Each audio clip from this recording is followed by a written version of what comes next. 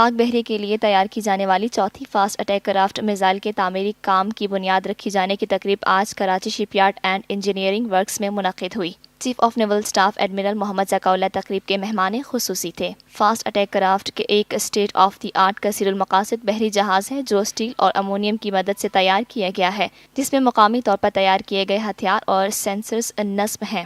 اس موقع پر خطاب کرتے ہوئے نیول چیف نے طے شدہ وقت سے پہلے اس اہم سنگ میل کے حصول کو سراہا۔ انہوں نے کہا کہ اس جہاز کی اندرونی ملک تیاری خود انحصاری کی جانب اہم پیش رفت ہے، کیونکہ اس جنگی جہاز کی تعمیر سے نہ صرف ڈیزائن اور جہاز سازی کی نئی راہیں استوار ہوں گی بلکہ خود انحصاری کی منزل کی جانب ہمارا سفر مزید آسان اور تیز تر ہو جائے گا۔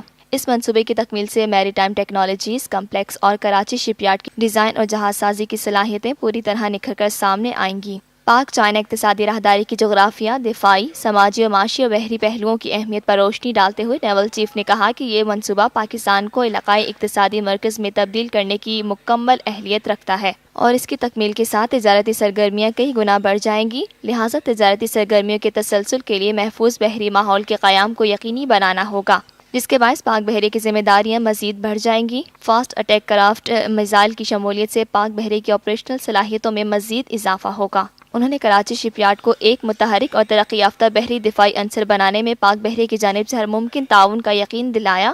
انہوں نے مزید کہا کہ ہم اپنی جہاز سازی کی صنعت کو مزید فروغ دینے کے لیے حکومت کے ساتھ ایک نئے شپ یارڈ کے قیام کی کوششوں میں مصروف ہیں۔